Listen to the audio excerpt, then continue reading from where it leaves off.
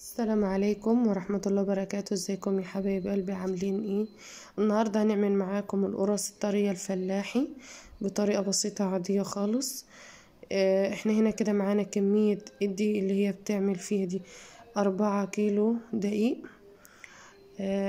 معايا كيلو سمنة على زيت، هنحط نص الكمية. هي كده حطاها وبتبس، يعني بتشرب الدقيق، بتشرب الدقيق مع السمنة، ونص الكمية هتلمي بيها الآخر. ومعايا كمية لبن ما شاء الله 3 كيلو، وعلى حسب ما الدقيق هياخد. في نوع دقيق بيشرب وفي نوع دقيق ما بيشربش. ومعايا 3 معالق خميرة وكيلو سكر هنزل بيهم في كمية اللبن و... وال انما كمية نص السمنة التاني زي ما بقول لكم كده هتحطها في الاخر. هنا كده هنزل بكمية كبيرة من اللبن دلوقتي. والقرص دي يا جماعة احنا هنعملها بعجوة. حبايب قلبي اللي في الأرياف عارفين، وهنا في بلدي عارفين البلح السيوي المخزون، بنشيل النوى منه وبعمله على النار بالسمنة أو اللبن زي ما تحبي، ومعاه حبة سمسم. بفضل اقلب فيه على النار لغاية ما ينعم خالص ويبقى عجوة. هنا كده خلاص نزلنا بكمية ما شاء الله كبيرة اهوت زي ما انتوا شايفين من اللبن. هو اللبن سخن شوية، ما يبقاش مغلي ولا بارد زي ما انتوا شايفين. عارفين يا جماعة ان القرص يا حبيب قلبي لازم تتعجن وتتخدم كويس زي ما انتوا عارفين، لان هي عكس المعجنات التانية. ما ينفعش ان انت تقعدي تعجني فيها. هنا هو زي ما انتوا شايفين بنزل بكمية اللبن. في معجنات ما ينفعش ان انت تعجني فيها وتعملي لها عرق، وفي معجنات لازم تعجني فيها وتخدميها كويس عشان يبقى ليها عرق. هو هنا زي ما انتوا شايفين هي ما شاء الله بتديها حقها في العجن، هي والدتي اللي بتعجنها. هنا خلاص لميتها بالسمنة. ومعلش بقى انا رجعتلكوا واحنا بنعمل فيها بنبططها دي اللي هو بنعملها قطع الاول، وبحط جواها العجوة وبسيبها دقيقة في الصاج، يعني كل 5 6 قرص كده يرتاحوا اروح مبططاهم واعمل غيرهم زي ما انتوا شايفين كده. في اول الصاج عاملة 6، وهرجع اعمل 6 كور تاني، يعني اي كمية قرصتين بس.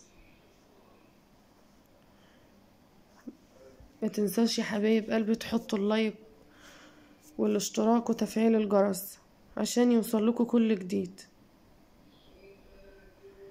ويا ريت اللي ما دخلش وشاف الفيديو يدخل ويشوفه ويكمل الفيديو للاخر ويشرفني في قناتي. كده هنا يا حبايب قلبي احنا بنقطع في القرص اللي هو بنقرصها بنبططها زي ما بتسموها، كل بلد وليها لغتها طبعا. احنا هنا كده هخلص معاكم الصاج ده والتاني برضو غيره.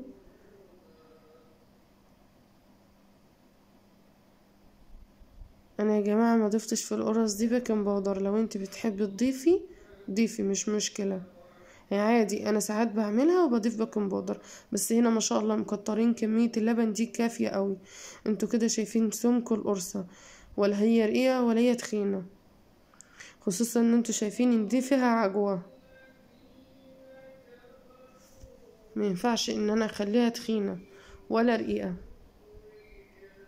زي ما انتوا شايفين سمكة كده. انا بقول لكم كل 5 6 قرص كده بعملهم كور واخلصهم وارجع ابططهم، عشان ما شاء الله زي ما انتوا شايفين كده القرصة مرتاحة وبفردها ما بتلمش.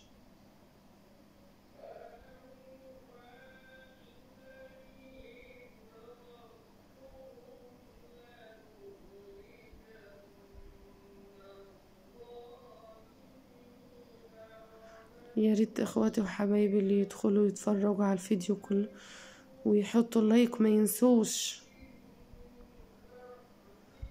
كل واحدة دخلت قناتي وشرفتني، ده شرف ليا. ويا رب كده تتهنوا وما تنساش تجربوها. يا ريت اللي يشوفها يجرب الطريقة.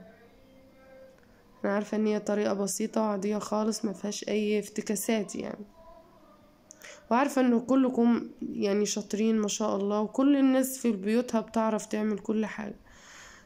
بس انا يعني احنا افكار بناخدها من بعضينا، زي ما انتوا بتتفرجوا عليا وبتشوفوا فكرتي وطريقتي في الحاجة اللي انا بعملها، بتشوف برضو من غيره وبتعلم. محدش نزل متعلم اي حاجة، كلنا كل ما بيعدي علينا ايام بنعرف حاجات احسن واكتر وطرق جديدة.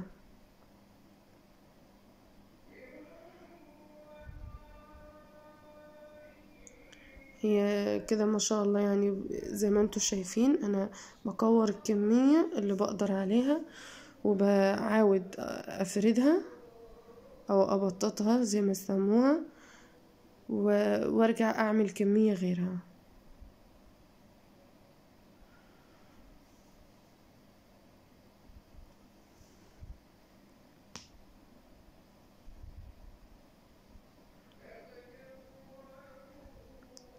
هي هنا كده خلص يعني زي ما انتوا شايفين كده. انا بس جايبالكوا اللي هو مش مطول عليكم الفيديو، انا جايبه مقاطع بسيطه للفيديو، وبحاول اللي هو يعني الم الفيديو على قد ما اقدر. انا بقول لكم ما شاء الله دي كميه 4 كيلو. هتشوف الكميه كلها في الاخر واحنا مبططينها، مش هطول عليكم. انا هروح اعمل الكميه كلها وارجع لكم تاني.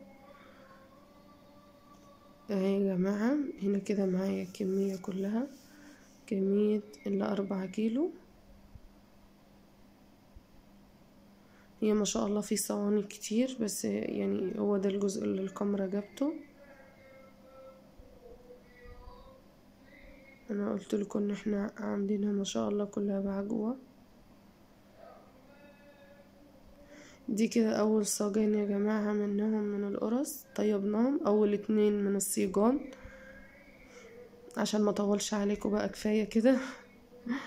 حبايب قلبي ما تنسوش اللايك، ولو في اي حاجه او اي استفسار او اي معلومه يا ريت تكتبوا لي في التعليقات. هي ما شاء الله يعني احنا مش عاملاها اللي هي منفوخة عشان فيها عجوة يا جماعة، عشان ما تقولوش ان هي رقيقة، لا هي دي فيها عجوة. يلا يا حبيبي بقلبي جربوها.